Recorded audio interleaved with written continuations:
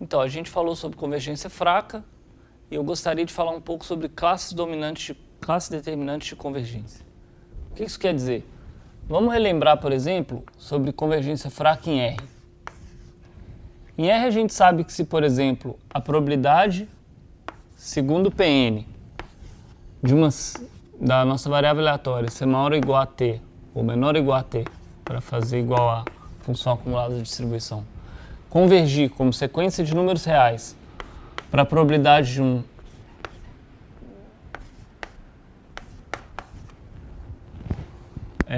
segundo P, para todo T, digamos, racional, a gente sabe que Pn converge para P. Na verdade, usando o teorema de Portmanteau, a gente sabe que se isso for verdade para todos os pontos, exceto os pontos que têm probabilidade positiva de x assumir, vira uma equivalência. A convergência fraca é equivalente a essa convergência acontecer para todos os pontos t para os quais esse conjunto é um conjunto de continuidade da P. E o que isso, no fundo, quer dizer é que essa família A, de todos os intervalos do tipo menos infinito t, onde t é racional, determina a convergência fraca.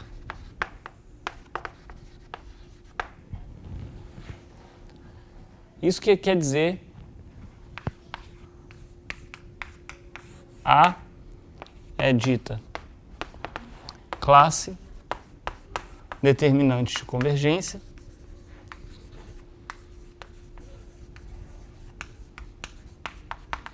se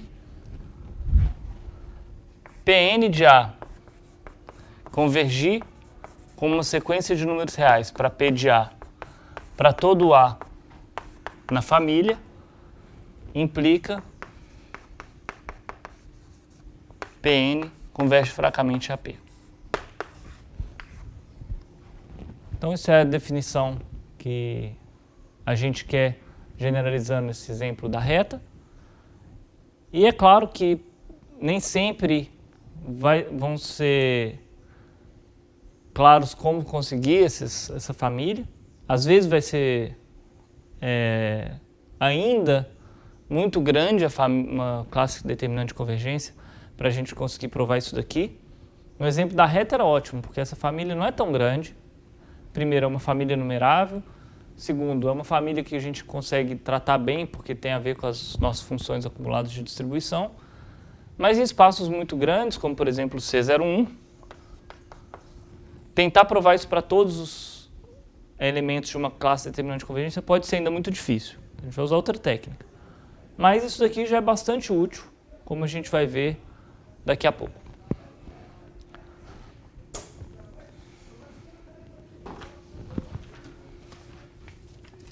Então, o primeiro teorema sobre classes determinantes de convergência é o seguinte. Se a gente tiver uma família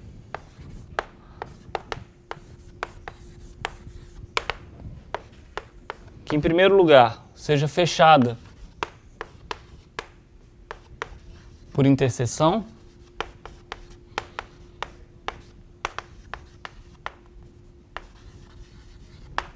ou seja, um pi-sistema. E segundo, ela é rica o suficiente no sentido que para todo G aberto, G pode ser escrita como união enumerável de AIs para AI na classe. Então, A é classe determinante de convergência. Tudo bem? Então, isso é um critério bom para saber se uma família é uma classe determinante de convergência, fechada por interseção finita e todo aberto pode ser escrito como união enumerável de elementos lá. Está claro que essa número 2 está bastante próximo de separabilidade do espaço ambiente. Então, como é que a gente prova isso? A prova é um pouquinho chata, não muito, Porque a gente vai começar primeiro a tentar mostrar a convergência. A gente sabe que vale... O que a gente quer provar, né? Que A é uma classe determinante de convergência. Então, suponha que Pn de A converge para P de A para todo A em A. Então, a gente já sabe isso, porque a hipótese da classe determinante de convergência, que é o que a gente quer provar, a gente precisa concluir concluir a convergência fraca. É ótimo, porque a gente já tem alguma coisa sobre abertos, e Portmanteau fala que a gente basta estudar uns limínfes de probabilidade de aberto, mas os abertos não estão em A. Os abertos são escritos como essas uniões. Então, a gente tem a convergência para elementos de A, a gente quer mostrar a convergência para uniões de elementos de A. E a gente começa com uniões finitas. Então, se A é igual a união finita de A's, a gente gostaria de mostrar a mesma coisa. Como que a gente vai fazer isso? Qual que é a probabilidade Pn desse A? Isso daqui é a probabilidade da união. Lembrando que isso não é uma união disjunta, necessariamente. A gente não quer introduzir mais hipóteses aqui no nosso teorema, a gente quer trabalhar com uma coisa limpa. Então essa união não é disjunta e a gente não sabe como escrever uma igualdade de probabilidade de uniões que não são disjuntas. Ou sabe? Na verdade a gente sabe. Ao invés de escrever isso como a soma das probabilidades de AI, a gente vai escrever, usando o princípio da inclusão e exclusão, estou usando K e N aqui, vamos botar K mesmo. Isso é menos 1 levantado a L menos 1. E a gente soma em todos os possíveis I1 até IL.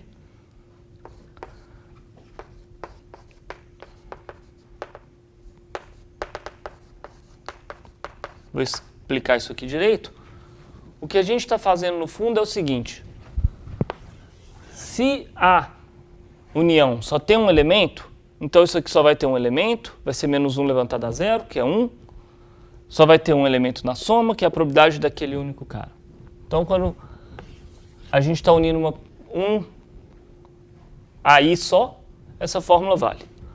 Quando a gente está unindo 2, vamos reparar o que acontece. Primeiro a gente tem L igual a 1, e aqui vai dar 1, e a soma, a única coisa que pode ter é I1 igual a 1 e 2 igual a 2. Então a gente está pegando a soma das probabilidades. Desculpa, quando I igual a 1, a gente só tem um elemento. Então é ou I1 é igual a 1 ou I1 igual a 2. Então a gente está somando a probabilidade disso com a probabilidade disso. E é claro que a gente está somando o que está na interseção duas vezes. Mas quando a gente põe IL igual a 2, aqui a gente está subtraindo. E aqui a única coisa que a gente pode fazer é I1 igual a 1 e 2 igual a 2. E a gente está subtraindo a interseção. Quando a gente põe 3, o que a gente faz é soma a probabilidade dos 3 eventos, subtrai as interseções dos pares a pares e soma essa interseção dupla que foi subtraída demais. Então, essa interseção tripla, desculpa. Então, essa fórmula do princípio da inclusão e exclusão, que a gente pode provar por indução. Então, isso daqui vale. E a vantagem é que a gente conseguiu transformar uma união, o A é uma união, numa interseções, álgebras de interseções. Como isso daqui é uma interseção de elementos em A, isso daqui também pertence a A, e a gente então sabe a convergência desses caras aqui. Portanto, somas finitas de coisas que convergem, converge também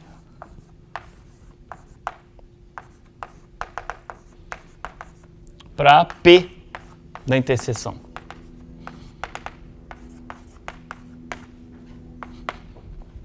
E aí, pelo princípio da inclusão e exclusão de novo, aqui tem um menos 1. A gente sabe que isso daqui é P de A. Ou seja, o princípio da inclusão e exclusão permite que a gente traduza essa convergência que acontecia em A para uniões finitas de A, de elementos em A. Mas o que a gente tem aqui é uma união enumerável, então a gente tem que fazer mais um pouquinho de conta para concluir o que a gente quer.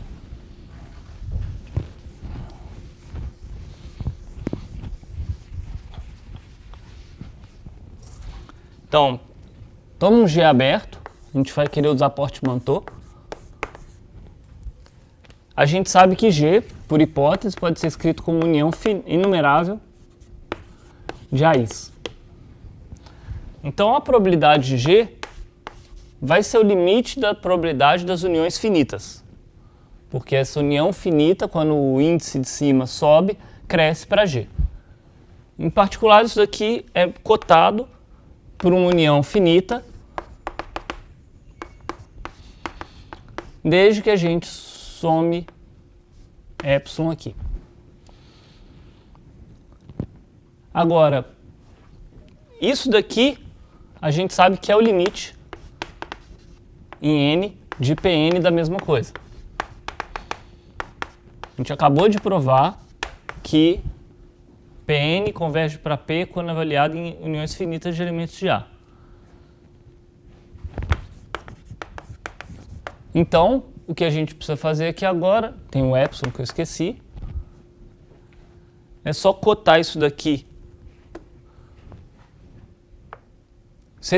Como esse limite existe, ele é igual ao liminf.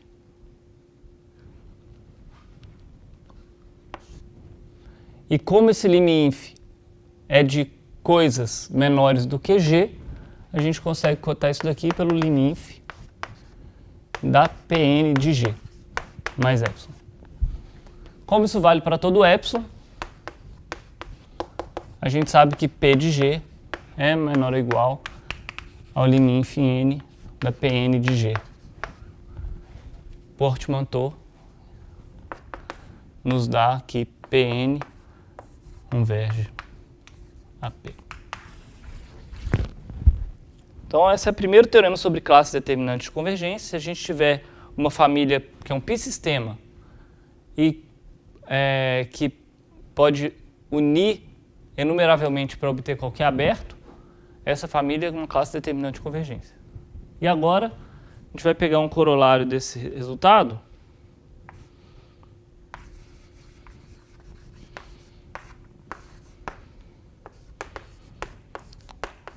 De novo, a gente vai pedir que A seja um pi-sistema, ou seja, fechado por interseções finitas.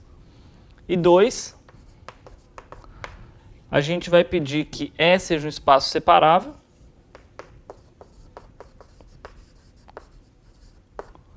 Então, como eu disse, aquela hipótese que a gente estava pegando tem muita relação com o espaço ser separável. E para todo x em E, a gente vai pedir que exista, para todo epsilon maior do que zero, exista um AX na família, tal que x pertence a A interior, obviamente contido em A, que está contido na bola centro x e raio epsilon. Desculpa. Se A satisfizer isso tudo, então o que nós estamos querendo dizer é que A é uma família fina localmente, ela consegue incluir pontos e ficar contida na vizinhança dos pontos. Então A tem essa finesse. Então, isso tudo implica que A é classe determinante de convergência. Então, a prova, obviamente, vai usar o teorema anterior, isso é mais ou menos um corolário do teorema anterior.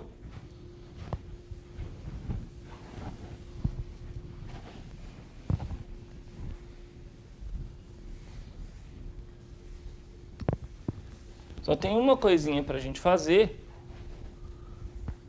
que é o seguinte, a gente sabe que, na prova, a gente vai querer mostrar que um G aberto pode ser escrito como união de AIs. Então, toma um G aberto. A gente sabe que G é igual a união para x em G de uma bola de centro x e raio epsilon x. Para cada x tem uma bolinha que está contida em G. Então, esses caras sempre estão contidos aqui. E como a gente está unindo em todo mundo em G, esse cara também está contido aqui. Então, isso é uma igualdade. Só que pela propriedade que a gente escreveu antes, isso daqui também pode ser escrito assim. Se os AX contiverem o X e não saírem daqui, eles ainda estão cobrindo o G e não saindo do G. Então, exatamente igual ao G. Pelo teorema de Lindelöf, isso daqui vira uma união inumerável. Como é separável,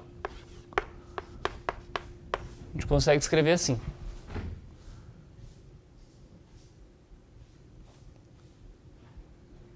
E acabou.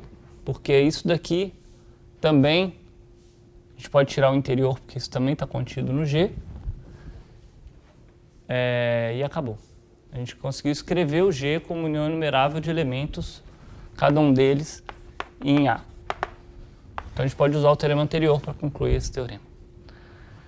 Tá, a gente vai usar daqui a pouco essas classes determinantes de convergência, mas é importante ver que a gente começa com a sigma-álgebra de Borel em E, que é uma sigma-álgebra potencialmente muito grande, e a gente consegue reduzir para coisas muito menores.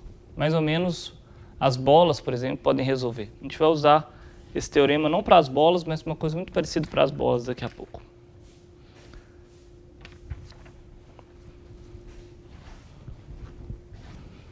Então, a gente gostaria de entender o que acontece quando a gente tem uma sequência de variáveis aleatórias, I e D, com variância finita. A gente já sabe bastante coisa sobre isso.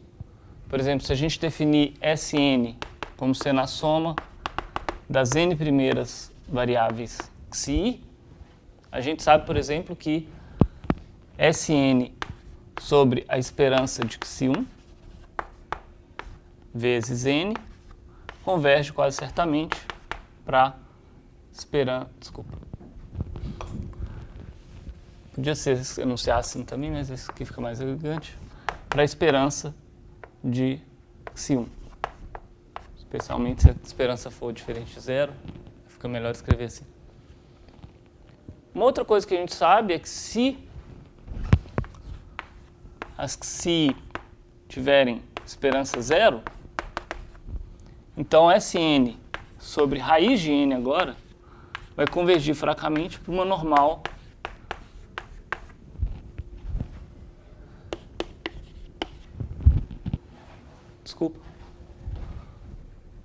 uma normal cuja variância é a variância de xi. O que a gente quer estudar agora é o que acontece ao longo de todos os n's, não só para um n final, como aqui, mas ao longo de todo o caminho. Então a gente vai pegar esse n grande, dividir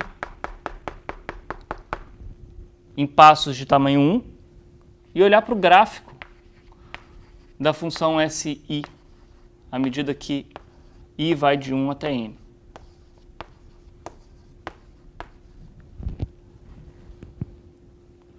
Então, um jeito de fazer isso é normalizar isso para o 0, 1. E agora pensar que cada um desses passos tem tamanho 1 sobre N. E interpolando isso aqui,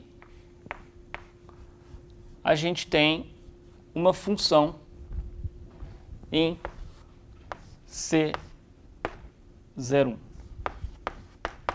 Uma função contínua no intervalo 0, 1.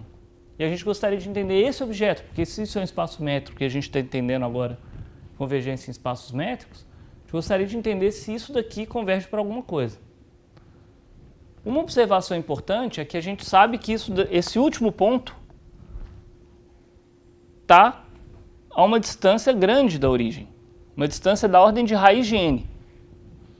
Então, talvez a gente tenha que dividir tudo por raiz de n para obter algum tipo de convergência. Então, o que nós vamos fazer agora é escrever essa função já dividida por raiz de n, do jeito que a gente gostaria que ela convergisse, com uma equação, ao invés de só um desenho. Fazer uma equação que descreva bem esse gráfico, esse elemento de C01.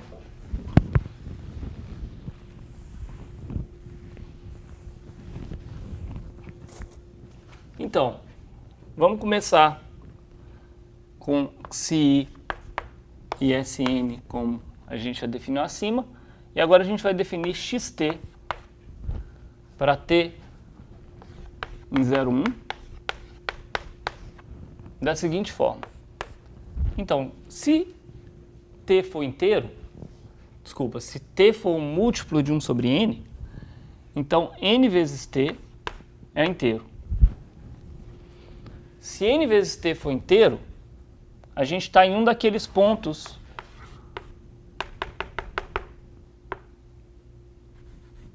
por exemplo, i sobre n. Se n vezes t for um inteiro i, a gente está falando exatamente de SI. E o que a gente gostaria era de dividir SI por sigma raiz de n. Agora, a gente não pode escrever isso, porque isso não é sempre um inteiro. Então a gente vai tomar a parte inteira disso. O maior inteiro que seja menor ou igual a nt. Então essa é a primeira parte. A segunda parte nos dá a interpolação. Se a gente não escrever mais nada aqui, a gente vai ficar com 0 no primeiro intervalo. E a função vai ser uma função que não é contínua, ela é constante por partes, nos intervalos da forma i sobre n e mais 1 sobre n. Então agora a gente vai interpolar, somando SNT menos a parte inteira, dividido por sigma raiz de n e multiplicado por nt menos, nt menos a parte inteira de nt vezes SNT mais 1. Vezes xi, nt mais 1. Então, na hora de interpolar, a gente vai ter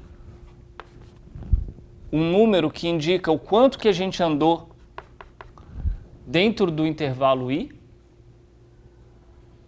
e esse número vai ser multiplicado pelo incremento, o próximo incremento. Quando o nt for inteiro, então isso vai ser igual a isso vai ser 0 e a gente vai obter o que a gente tinha antes.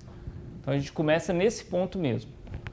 Quando o nt for muito próximo de o próximo inteiro, isso aqui está muito perto de 1, e a gente está muito perto de simplesmente somar mais um xi aqui e obter o Sn mais 1. Então não é difícil de ver que essa função de fato interpola aqueles pontos e nos dá um elemento de C01. E apesar da fórmula não ser, das mais elegantes do mundo, também não é nada muito complicado, é a parte inteira mais uma interpolação. E isso daqui é o que a gente gostaria de ver que converge para alguém no espaço C01 à medida que n cresce.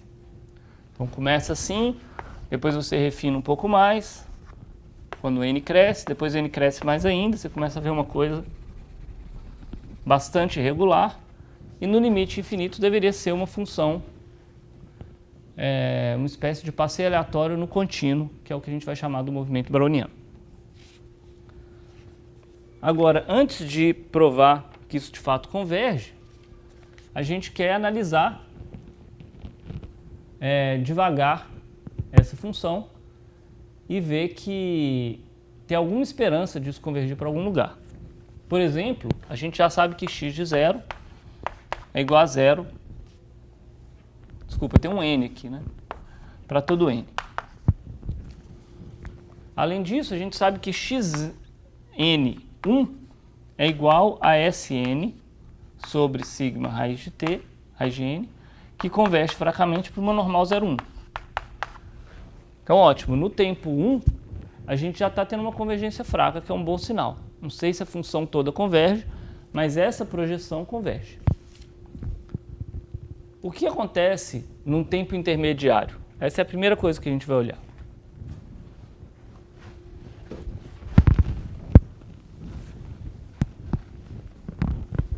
O problema de olhar um tempo intermediário é que xnt, mesmo que esse tempo intermediário seja meio, por exemplo, para n's ímpares, isso daqui não vai ser escrito como um S simplesmente. Vai ter aquela forma que é S parte inteira de nt sigma raiz de n mais nt menos a parte inteira si parte inteira mais 1. Então, tem essa forma. Esse primeiro pedaço aqui, a gente pode reescrever como S parte inteira sobre parte inteira vezes parte inteira sobre, vou deixar o sigma aqui, sobre raiz de n. Desculpa, é sigma raiz da parte inteira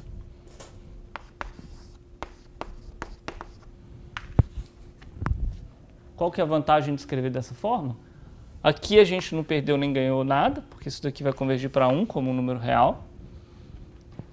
Isso daqui, não importa que isso é uma parte inteira, isso é um inteiro que está indo para infinito. S de um inteiro que está indo para infinito dividido por sigma esse inteiro, raiz desse inteiro, converge fracamente para normal 0,1.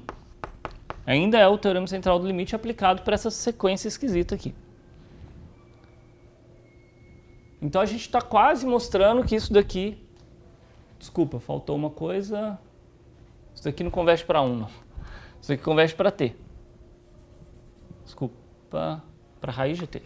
A gente pode ver que no fundo essa parte inteira não vai mudar nada na convergência. Então a gente pode tirar o raiz de t e o resto cancela. Desculpa. Então isso tudo aqui converge fracamente. Um número que está convergindo para uma constante e uma coisa que converge para uma normal está convergindo para normal 0t. Porque essa é a normal que tem desvio padrão t.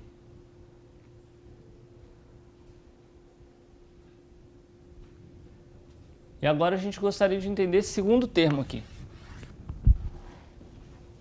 Esse segundo termo, primeiro, essa variável é uma variável fixa, não é uma soma, não está mudando a distribuição, dependendo disso daqui. Isso daqui a gente tem a mesma distribuição que C1.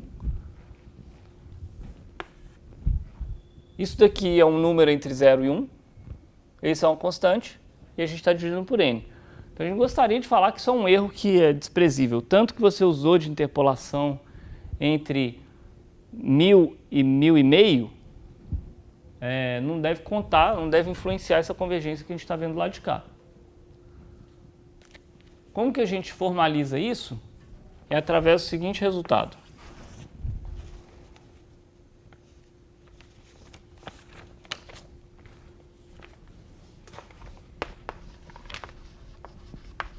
Se a gente tiver um par xn, yn,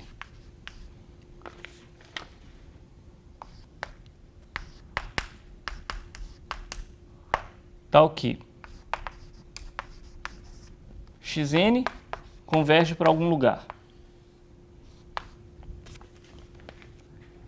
A distância entre xn e yn converge para 0 em probabilidade. Então isso aqui é uma sequência de variáveis aleatórias que converge para 0 em probabilidade. Então, yn também converge para x. Tá, primeiro a gente vai ver como que esse teorema é útil aqui, depois a gente vai provar o teorema. Para a gente aplicar esse teorema, a gente vai chamar isso daqui de x, n, e isso daqui de xn menos yn. Desculpa, yn menos xn. Então, isso daqui é xn e a soma é yn. A diferença entre os dois é esse termo, que está indo para 0 em probabilidade. O primeiro termo converge para uma normal 0t, então a gente espera que a soma também converja para uma normal 0t. Primeiro provar o teorema e depois ver os detalhes. Então, prova. Vou pegar um pouquinho mais de espaço aqui. Digamos que a gente tem um F fechado.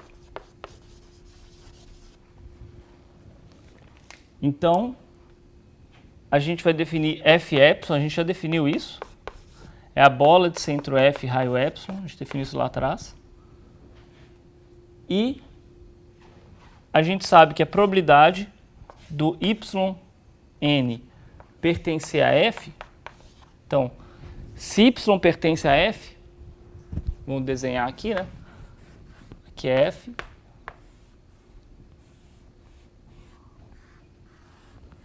Aqui é F epsilon.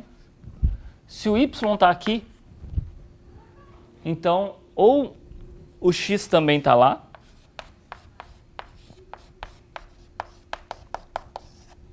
ou outra coisa que poderia, desculpa, ou o x está aqui nessa bola, ou eles ficaram longe. Se o y estiver dentro e o x estiver fora da bola F epsilon, então é porque eles estão longe. Ou a distância entre xn e yn é maior do que epsilon.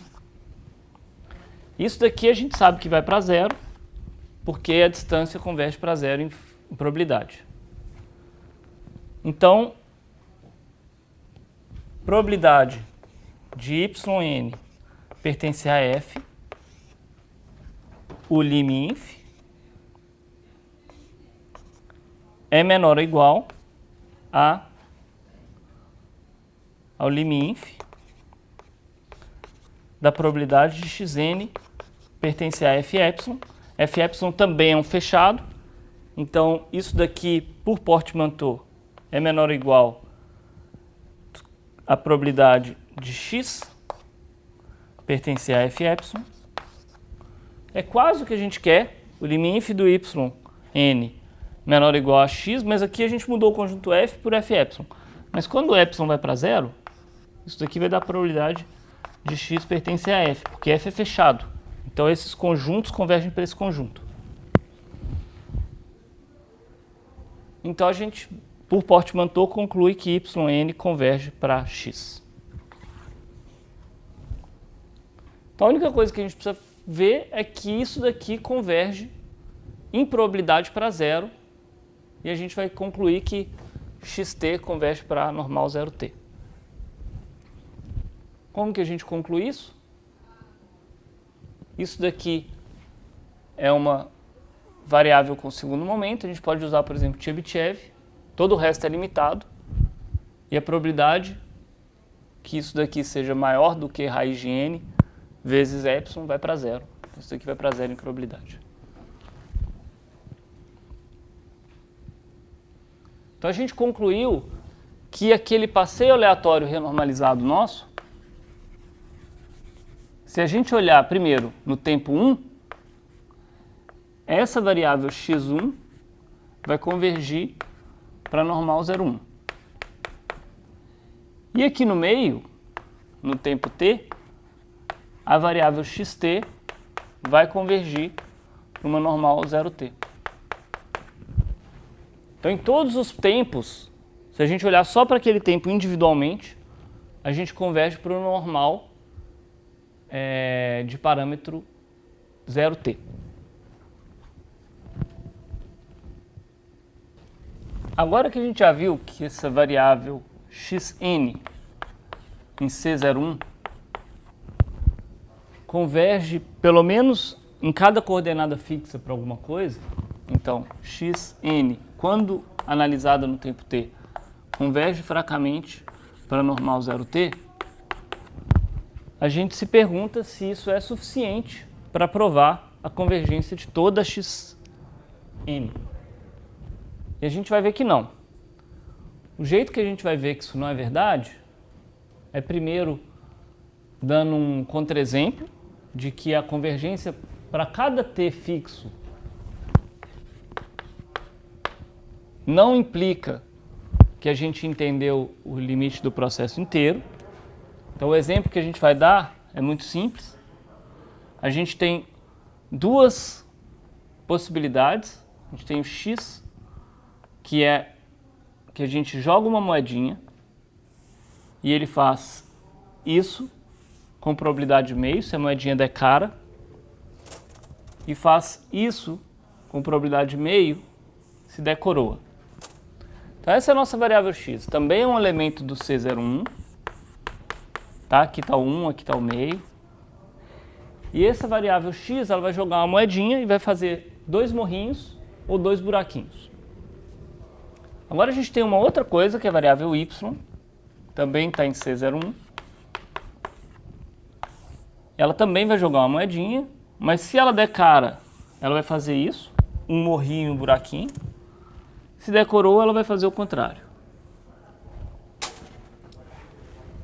Então, esses 2 elementos aleatórios de C01 são bem diferentes. Se a gente repetir o x numa sequência infinitas vezes, x, vai convergir para x. Se a gente repetir o y infinitas vezes, y, converge para y. Agora, xy não converge para nada. Por que eu estou observando isso? Porque xt é uma variável aleatória do tipo delta de... vou chamar essa função 2 morrinhos de f. Delta ft mais delta menos ft sobre 2. Então, se a gente olhar o x num tempo t, vai ser com probabilidade de meio f e com probabilidade de meio menos f. E o yt, por incrível que pareça, também tem a mesma distribuição. Porque se a gente estiver do lado de cá, é a mesma coisa, mas se a gente estiver do lado de lá, só vai trocar a ordem desses dois, que não muda nada em termos de distribuição. Então a gente sabe que para cada t fixo, isso daqui e isso daqui são indistinguíveis. X e y são indistinguíveis por um t fixo. Então a gente sabe que eles convergem, não para essa variável, mas para essa. Mas se você alternar entre x e y, a sequência não converge. Então, em conclusão, xnt converge fracamente para qt para todo t, não implica, e isso daqui é convergência fraca, isso implica, que xn converge para alguma q. Tá? Então essa é a moral desse contra-exemplo. O que a gente gostaria de fazer agora é não dar um contra-exemplo, porque a gente ainda não sabe nada sobre o movimento browniano, mas dar uma indicação de que isso daqui também não é suficiente para entender a convergência dos nossos passeios aleatórios.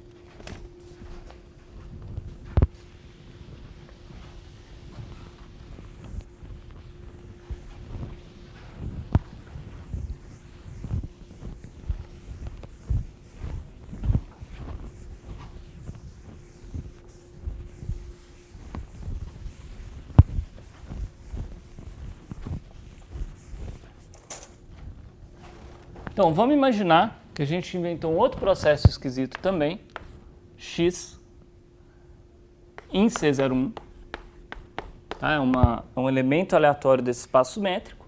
Ele é definido da seguinte maneira: pega xi normal 01 e xt é igual a raiz de t vezes xi.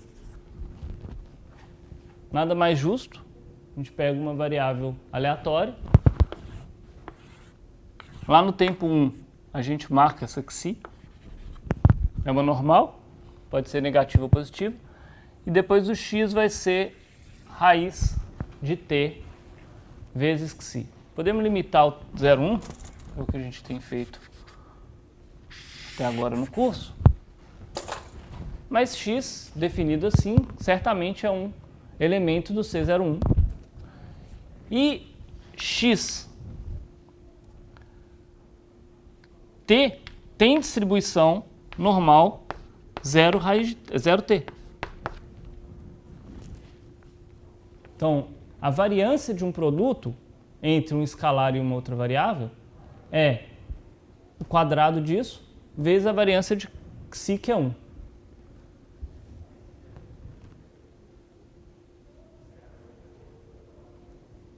Então a gente tem um elemento aleatório do C01 que tem a mesma distribuição do limite daquelas nossas xn. Xnt convergia para a normal 0t. Mas eu não espero, não sei vocês, que o nosso passeio aleatório convirja para esse cara aqui. Seria bastante esquisito. Então isso não é um contra-exemplo, porque a gente ainda não sabe mostrar que isso daqui não converge para x.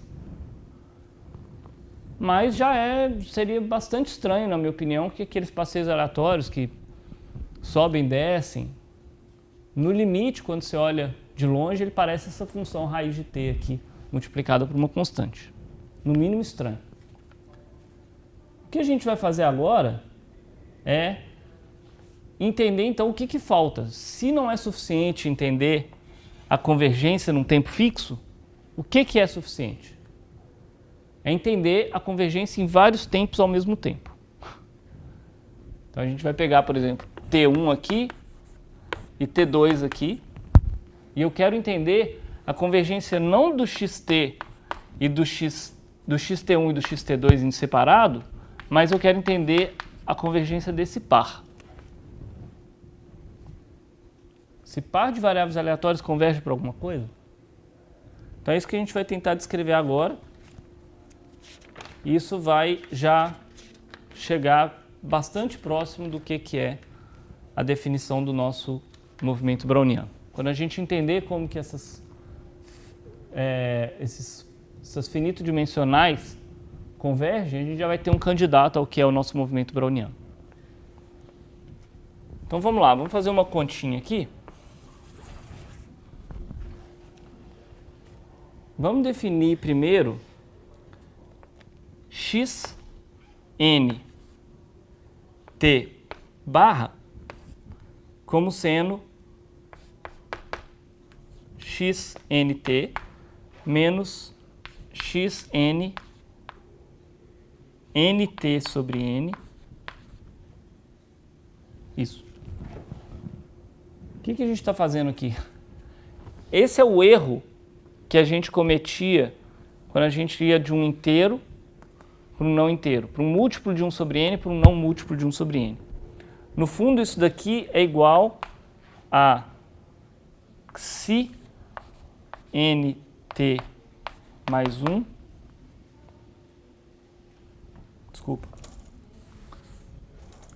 nt menos parte inteira de nt, xi parte inteira de nt mais 1, sobre sigma raiz de n.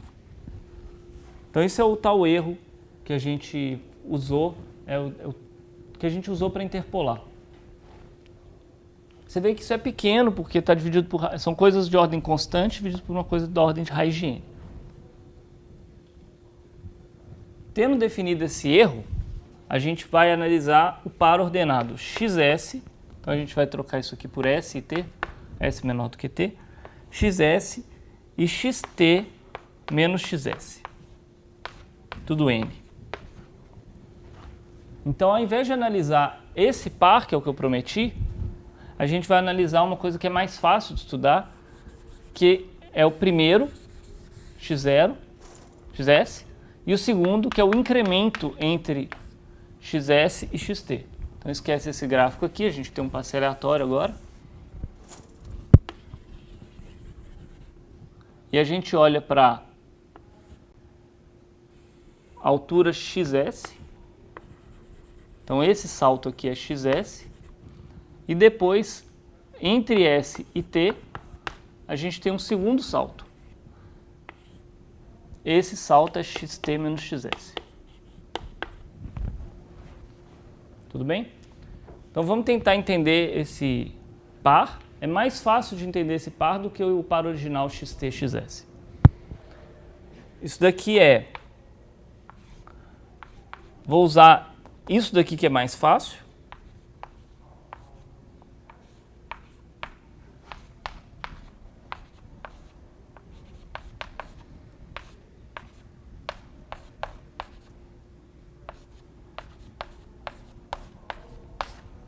Então eu estou trocando o processo original por um processo que é mais fácil porque ele está num ponto da forma I sobre N.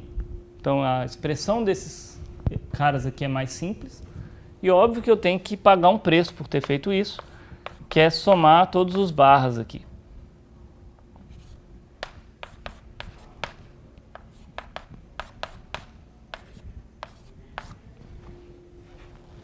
A vantagem é que esses barra não deveriam influenciar, porque eles são pequenos.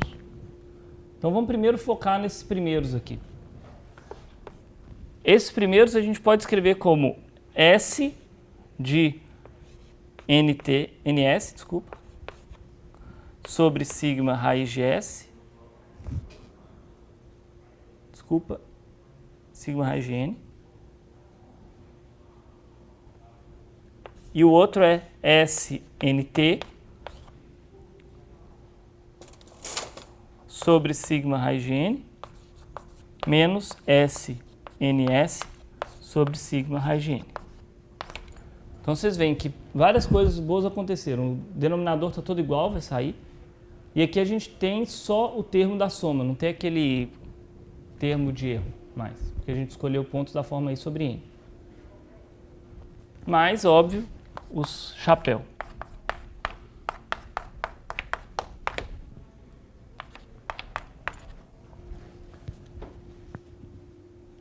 Isso daqui a gente vai agora entender para onde que converge, depois a gente olha para esse.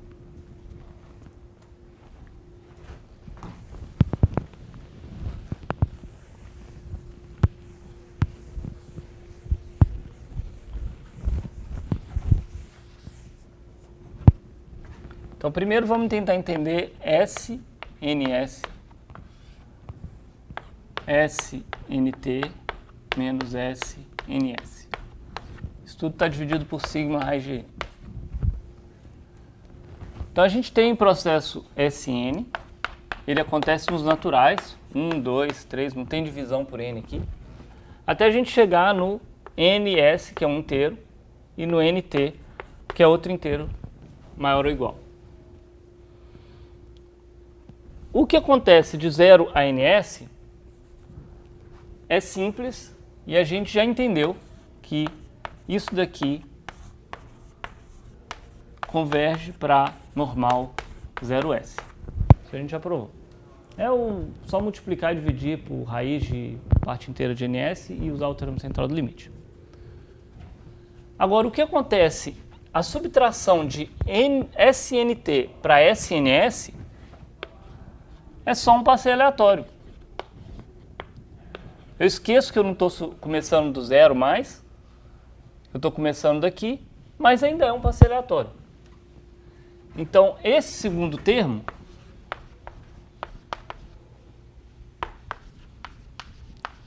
vai convergir para S normal 0 T menos S. Por quê? Quantos elementos eu tenho aqui? Mais ou menos. Então, isso daqui tem a mesma, então vamos fazer com mais calma. Isso aqui tem a mesma distribuição de S, NT menos NS, tá? Porque quantos pulos eu dei desse inteiro até esse inteiro? Isso. E isso daqui não importa se eu estou começando a pular do tempo NS ou se eu estou começando a pular do tempo N0. Para ver que isso aqui converge, dividido por sigma raiz de N. Para ver que isso converge para onde tem que convergir, a gente faz a multiplicação e divisão por raiz de NT menos NS. É feio.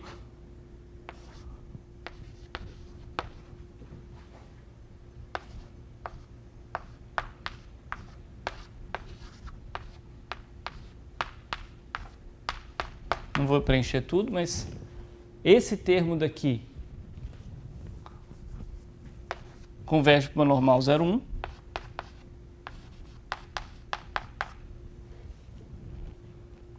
E esse termo daqui, você a gente faz a conta e converge para raiz de t menos s.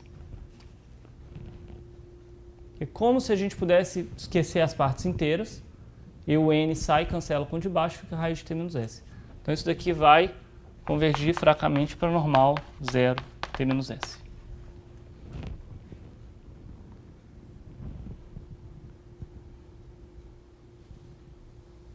Tá claro? Então a gente já sabe que esse termo converge para uma normal 0s e esse converge para uma normal 0t menos s.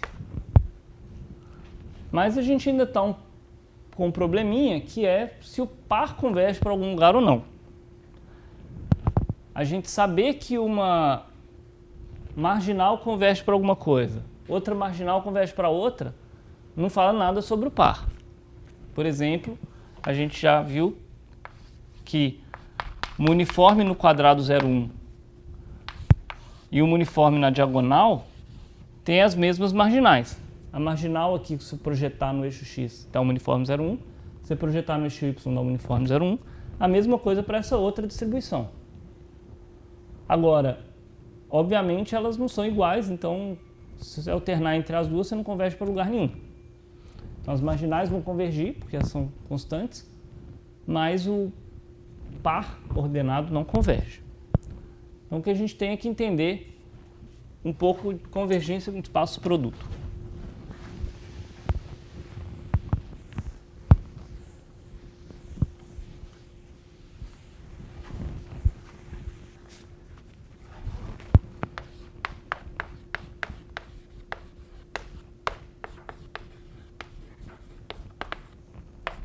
Então, imagina que a gente tem um espaço E, que é escrito como S' vezes S duas linhas. É um produto de dois espaços métricos. Então, a gente gostaria de entender convergência aqui em termos da convergência aqui. Primeiro teorema nessa direção é que Pn e P, probabilidades em E, dão origem às marginais. Então, Pn' de A é uma medida em S',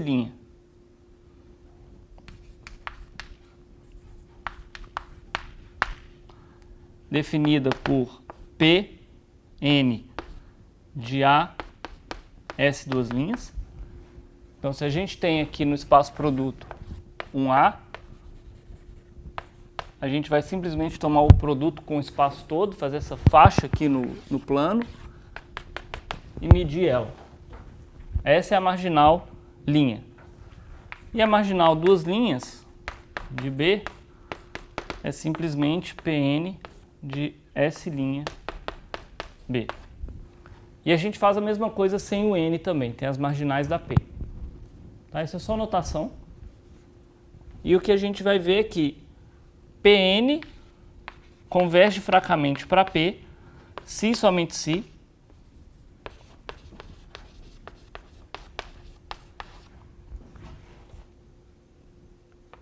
Pn de retângulos converge para P desse mesmo retângulo para todos A' continuidade de P', conjunto de continuidade de P', e para todo A duas linhas, conjunto de continuidade de P duas linhas. Então, se esses elementos forem conjuntos de continuidade das marginais de P, se para todos elementos desse tipo, conjuntos de continuidade das marginais de P, a probabilidade do produto convergir, a gente tem a convergência original. E vice-versa. É uma equivalência. Então, esse teorema vai nos ajudar a entender, no caso do browniano, o que acontece com o par xt, xs menos t.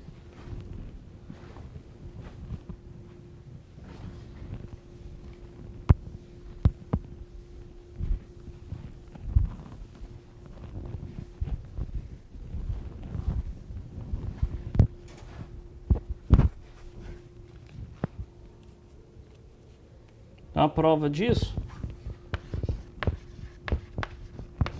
Primeiro vamos provar a ida. Se o PN converge para P facamente, então vale aquela convergência dos retângulos, desde que para conjuntos de continuidade. Então a gente vai primeiro definir uma classe, é a classe dos produtos que a gente sabe que a gente quer que a convergência valha, né?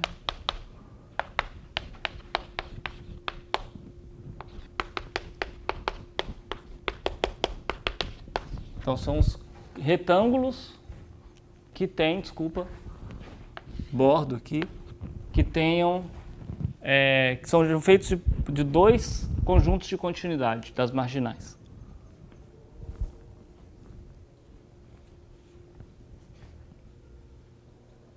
Então, se a linha, há duas linhas, pertence a A, então são esses retângulos que a gente está interessado, então qual que é o bordo do retângulo? Isso daqui, vamos olhar, o retângulo, a gente pode imaginar que é um retângulozinho assim mesmo. A gente gostaria que esse bordo do retângulo tivesse probabilidade zero para P, fosse um conjunto que o retângulo fosse um conjunto de continuidade, mas a gente só sabe o que acontece para o bordo aqui embaixo e aqui em cima.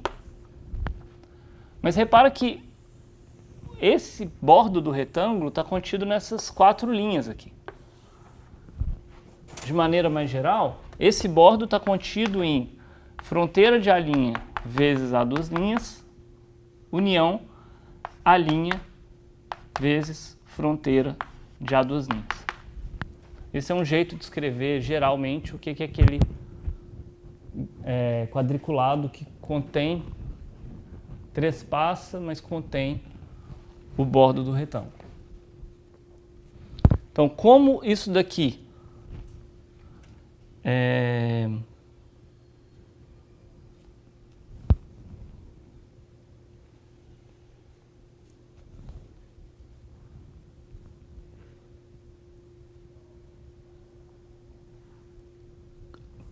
a probabilidade disso é igual a P' de fronteira de A', certo? Isso é exatamente a definição da marginal. Você quer medir a medida da marginal de alguma coisa é multiplicar essa coisa pelo espaço todo, desculpa, menor ou igual. Se multiplicasse pelo espaço todo, ainda daria o... a gente pode até pôr o espaço todo aqui, por exemplo. Está contido aqui, mas tanto faz. Então, isso daqui é exatamente igual a essa probabilidade, que é zero. E esse daqui também, pelo mesmo motivo, tem P duas linhas, da fronteira de A duas linhas é zero, que é igual a P desse produto aqui. E a gente está unindo duas coisas de probabilidade zero, dá zero. Então, a fronteira do retângulo tem probabilidade zero, ou seja, A', A duas linhas, é um conjunto de continuidade de P. Então, o que a gente ganhou? A gente sabia que PN convergia para P. Como esses conjuntos são de continuidade, por Portmanteau, PN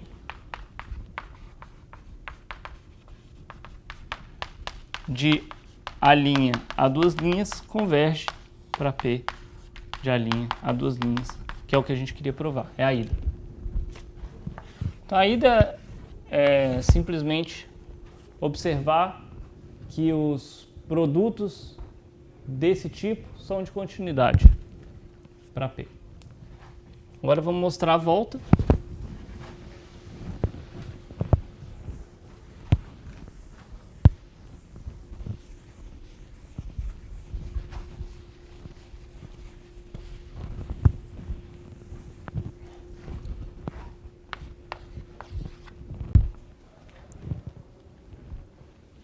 Então agora, para a volta, a gente vai usar aquele teorema de classe determinante de convergência.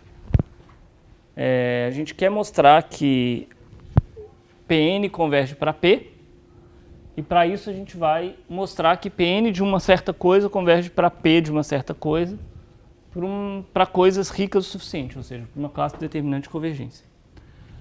A classe determinante de convergência que a gente vai ter é exatamente aquele A.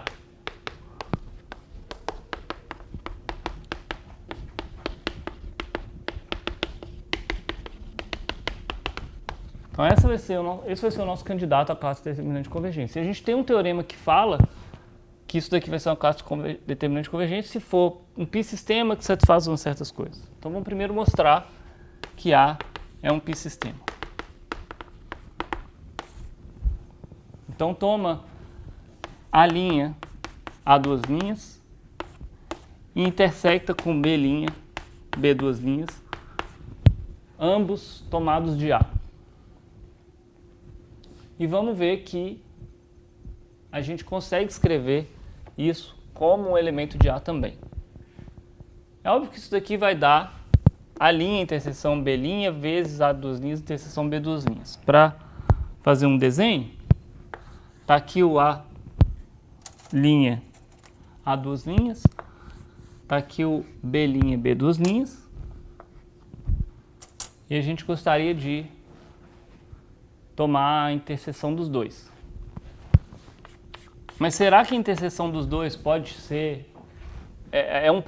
que é um produto é óbvio, mas será que é um produto que está em A?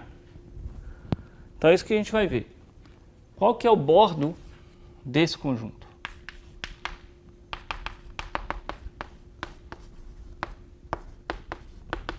Que é o bordo desse quadradinho aqui do meio.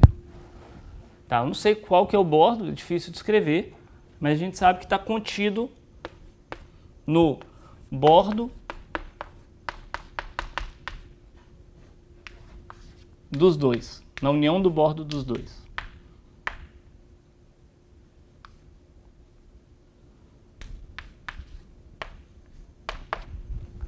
Então isso é mais ou menos claro na figura, você está no bordo da interseção, você está no bordo de um, no bordo do outro. O que é fácil de ver fazendo definição de bordo via sequências. Esse bordo, por sua vez, está contido em bordo de A' vezes S duas linhas. Até colocar aqui mais um parênteses.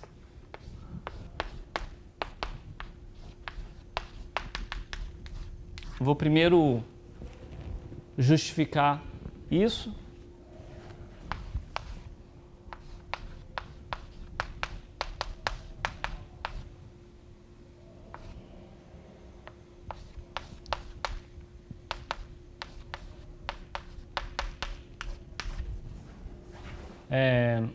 O que a gente está falando é parecido com o que a gente viu no caso que não tinha interseção, que era só um retângulo.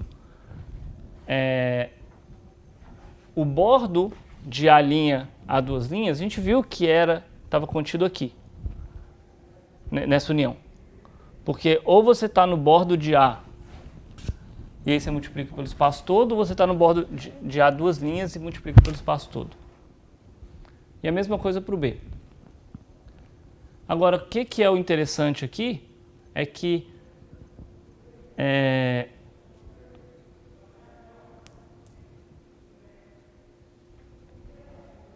a probabilidade marginal P' disso daqui é zero.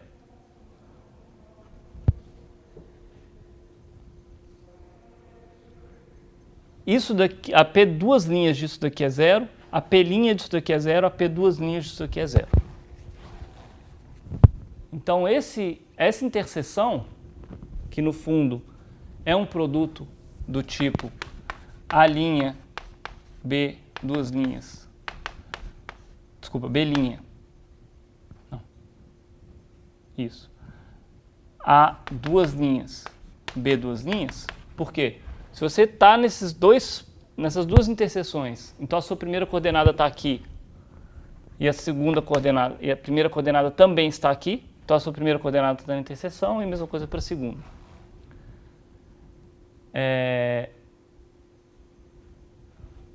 Esse elemento também é um produto que também está em A. Então a gente conclui que A é um π-sistema. Agora a gente vai ver que A é rico o suficiente, vocês lembram que tinha, para mostrar que uma coisa era classe determinante de convergência, a gente precisava mostrar que para todo x e todo epsilon existia um elemento da classe A, que o interior tinha o x e estava contido na bolinha. Se a gente mostrasse isso e A fosse um π-sistema, A era uma classe determinante de convergência. Então a gente tem que mostrar que para todo x existe A. Vou até escrever assim, né? Porque assim que são escritos os elementos de A, com x in, e desculpa, para todo epsilon também, com x pertence ao interior desse produto, que por sua vez está contido na bola centro x e raio epsilon. Então é isso que a gente tem que provar agora, onde esses A são esses retangulinhos. Por que isso é verdade? Primeiro, vamos passar para o quadro de cá?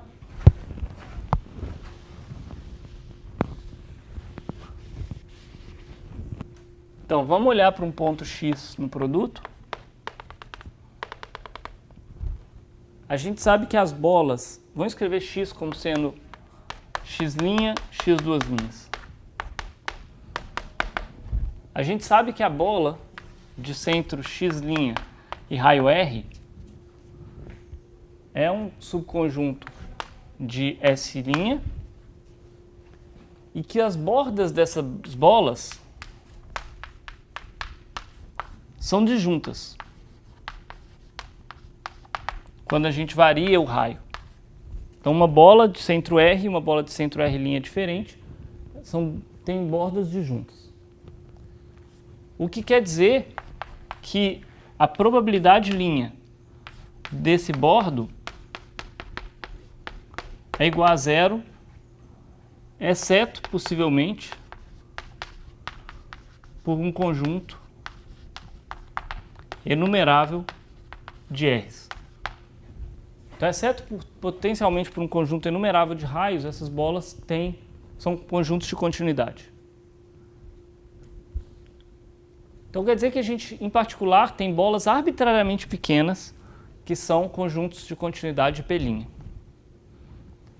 Da mesma forma, existem bolas arbitrariamente pequenas em torno dos x duas linhas que são conjuntos de continuidade para o P duas linhas. Então, para todo x e para todo epsilon, a gente toma um R menor do que epsilon sobre 2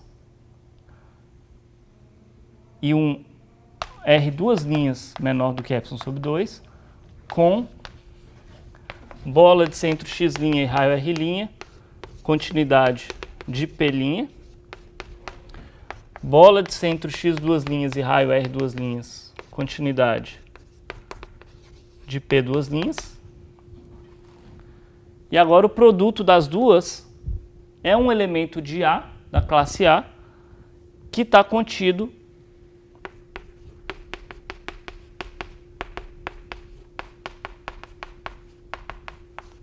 na bola de centro x e raio epsilon. Então a gente viu que A é rica nesse sentido, x obviamente está aqui. Então a classe A é rica nesse sentido, então ela é uma classe determinante de convergência, por ser um π-sistema. Um corolário desse teorema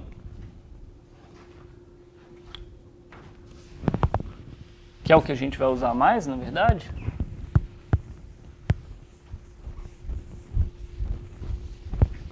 é o que acontece quando as medidas originais já eram medidas produto.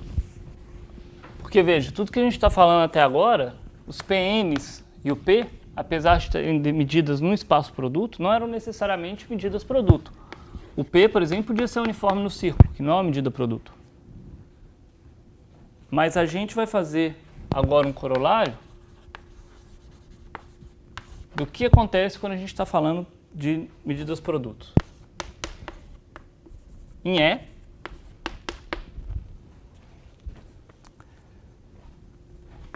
P' N, P', converge para P', P'. Desculpa, aqui o produto é produto de medidas. Se e somente se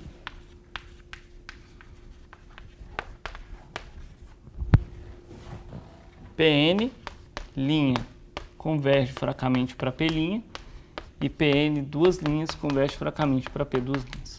Então, isso é o que a gente viu que não é verdade em geral, que se duas coisas, se as marginais convergem, então a medida original converge, mas isso é verdade se a medida original e a medida destino forem todas produto. E por que isso é verdade? A gente sabe que...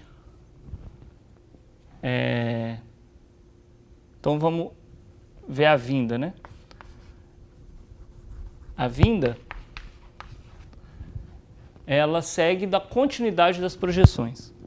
A medida PN', ela é o push forward dessa medida pela projeção na primeira coordenada, que é uma função contínua. Então, quando a gente pega isso aqui que converge e aplica uma função contínua, continua convergindo. Quando a gente pega isso aqui e aplica a segunda projeção, também vai convergir. Então, pode tomar a projeção antes ou depois. Antes que dá isso ou depois que dá isso. Então, esse lado é a continuidade de x1 e x2, as projeções canônicas, que pegam um par e retornam a primeira e segunda coordenada. Esse lado, a gente tem a convergência dessas marginais. Então, em particular, P' N de A converge para P' de A para todo A conjunto de continuidade de P'. A mesma coisa com duas linhas, se a gente colocar duas linhas aqui, vai ficar também válido. Então, quando a gente tomar PN', PN duas linhas de A' a duas linhas, como isso é uma medida produto, isso é exatamente o produto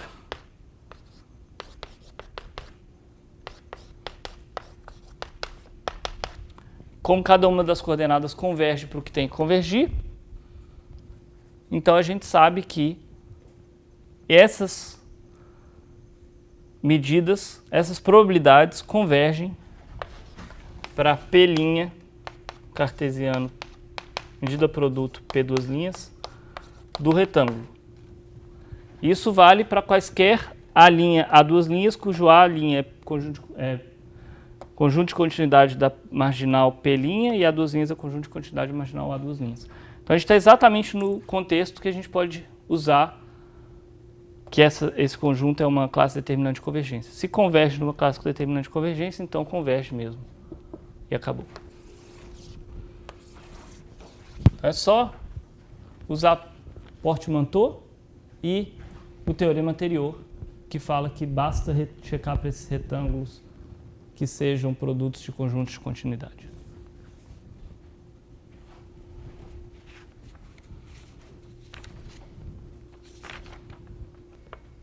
Então a gente analisou Sn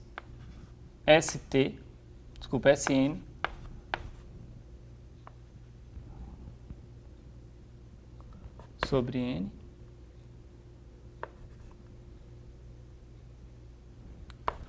xTn sobre N menos xSn